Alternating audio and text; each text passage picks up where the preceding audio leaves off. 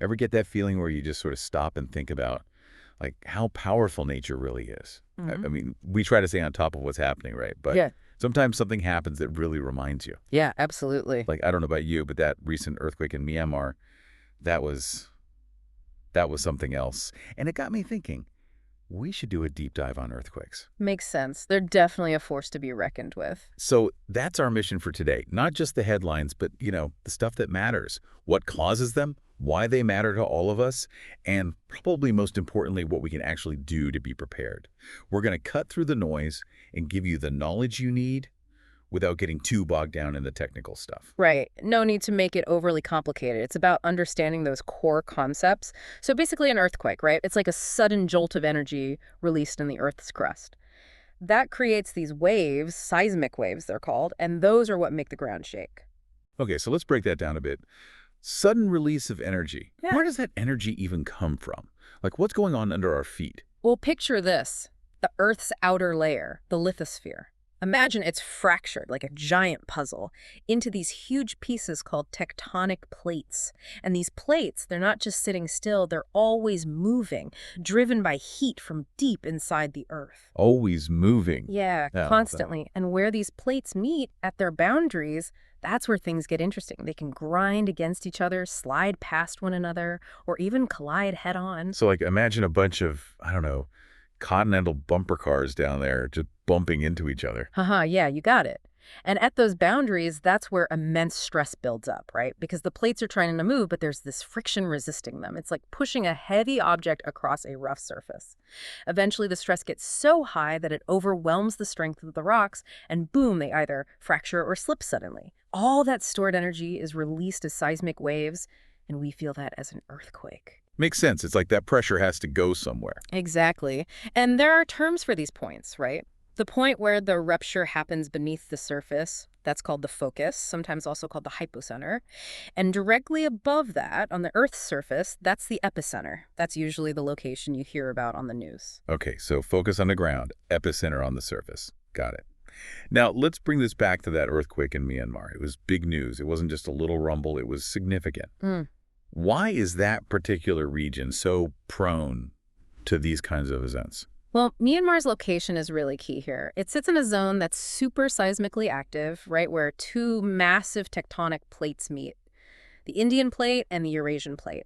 And these two behemoths are actually colliding. That collision creates a huge amount of pressure, these compressional forces. So not just bumping, but actively pushing into each other. Exactly. Think of it like squeezing a stress ball, right? The pressure builds, and eventually something has to give. In this case, that giving is often a big earthquake along the fault lines crisscrossing the area.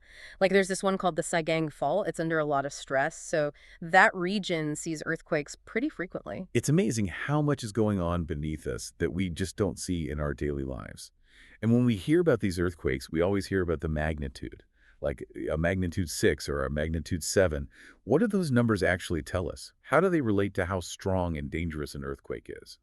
Right, so when we talk about earthquake strength, we use magnitude scales. And the one that's mainly used these days is the moment magnitude scale. It's a logarithmic scale.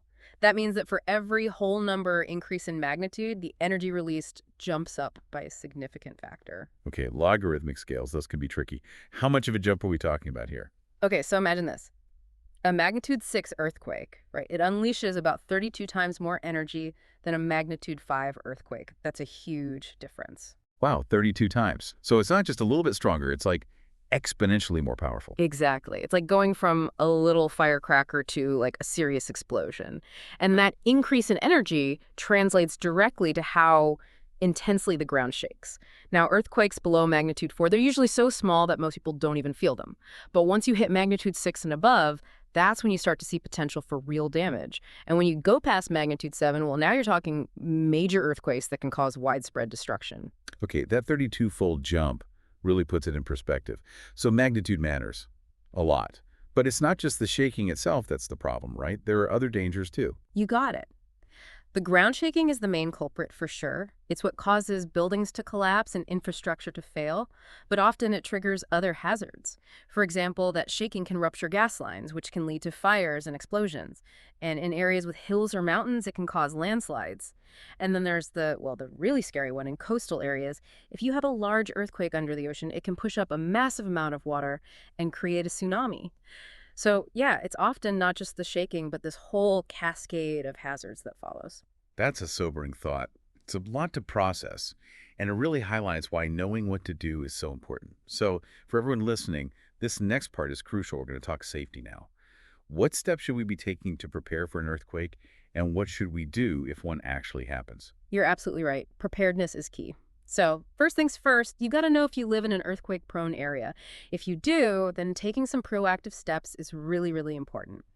One of the most essential things, and this is something everyone can do, is put together an emergency preparedness kit. Like a go bag, right? What should be in there? Yeah, exactly. Think of it as your lifeline if things get rough. You want to have essentials in there, a flashlight, bottled water, some non-perishable food items, a battery-powered or hand-crank radio so you can stay informed if the power goes out, a well-stocked first aid kit, any essential medications you or your family members need, and copies of important documents in a waterproof bag. And don't forget, a portable phone charger or a power bank. These days, that's essential. Makes sense. Having those things ready to go could make a big difference. What else can we do to prepare our homes? Well, take a look around your house with an eye for potential hazards. Secure heavy furniture things like bookcases, cabinets, large appliances. Make sure they're bolted to the walls or floor so they don't tip over during shaking. You should also store heavy or breakable items on lower shelves. It's also a good idea to familiarize yourself with where your gas, electric, and water main shutoff valves are located and know how to turn them off in case of an emergency. And finally, and this is really important, develop a family emergency plan. Decide on a safe meeting place outside your home in case you get separated during an earthquake, and make sure everyone in the family knows how to contact each other, especially if regular phone lines are down. So making your home as safe as possible and having a plan, essential steps. Now, let's say the ground starts shaking. What should we do right away? Okay, so the moment you feel that earthquake, the recommended action is drop, cover, and hold on. This is a simple but effective way to protect yourself. So first, drop down onto your hands and knees. This prevents you from being knocked over by the shaking. Then, crawl under a sturdy piece of furniture if you can, like a strong desk or table. That gives you cover and protects you from falling objects. And lastly, hold on tight to that piece of furniture because it might move around with the shaking and stay there until the shaking stops. Drop, cover, and hold on. Easy to remember. But what if there isn't a table or desk nearby? If you can't get under something sturdy, crouch down against an interior wall away from windows and protect your head and neck with your arms. The main goal is to shield yourself from falling debris and stay as stable as possible. Okay, that makes sense. Now, what about things we should absolutely avoid doing during the shaking? Definitely stay away from windows, glass doors, mirrors, anything that could shatter. And avoid exterior walls if possible, because those are more likely to be damaged. If you're in bed when the shaking starts, stay put. Just use a pillow to protect your head and neck. If you're outside, try to get to a clear, open area, away from buildings, trees, power lines, anything that could fall. And if you're driving, pull over to the side of the road, away from bridges, overpasses, and those power lines again, and stay inside your car until the shaking stops. So basically, stay put if you can and get to the safest place possible if you're out in the open. Now, let's say the shaking has stopped. Does that mean we're in the clear? Well, not necessarily. Even after the main earthquake, there can still be dangers. You got to be ready for aftershocks. Aftershocks? Yeah. Those are smaller earthquakes that happen after the main one. And they can be strong enough to cause more damage, especially to buildings that were already weakened by the main earthquake. So even though the worst might seem over, it's really important to stay cautious and keep following those safety precautions. It's easy to forget about those in the moment, but they can be just as dangerous. What else should we watch out for? So after an earthquake, don't use elevators, they can malfunction. When you're moving around, be extra careful of damaged buildings and downed power lines. Those are serious hazards. If you smell gas or see sparks, don't use any electrical switches or appliances because that could cause a fire or even an explosion. Get out of the area immediately and report it to the authorities from a safe distance. And always, always pay attention to official news and emergency broadcasts. They'll have the latest information and instructions. This is all really practical advice. Thanks for breaking it down. It makes you think, with all the science and technology we have today, shouldn't we be able to predict earthquakes? It seems like that would be a game changer. Oh, that's the million-dollar question for sure. Scientists have been trying to figure that out for a long time. But the truth is, as of right now, we just can't predict the exact time, location, or strength of future earthquakes accurately enough to issue warnings. We can pinpoint areas that are at higher risk based on things like past earthquake activity and how the tectonic plates are moving. Scientists monitor seismic activity and stress buildup along fault lines, but the Earth is incredibly complex, and we just haven't cracked the code of how to predict these events in the short term. So we can't just, look at a graph and say, okay, there's going to be an earthquake here tomorrow at 2 p.m. Unfortunately, no, not yet anyway. It's kind of like trying to predict exactly when a branch on a tree is going to snap in the wind. You know it's more likely to happen in strong winds and if the branch is old or weak, but you can't say for sure exactly when it'll break. That's why focusing on preparedness is so crucial. We can't predict earthquakes, so being ready to respond effectively is our best defense. That makes a lot of sense. So the big takeaway here is that even though we can't control when the Earth moves, we can control how prepared we are for it. Understanding the science, knowing the risks, and practicing those safety measures, that's what really empowers us. I completely agree. Nature's power during an earthquake is undeniable. But our ability to learn, understand, and prepare, that's what helps keep us safe. This has been a really eye-opening deep dive. I feel much more informed, and I know what steps I need to take to be prepared.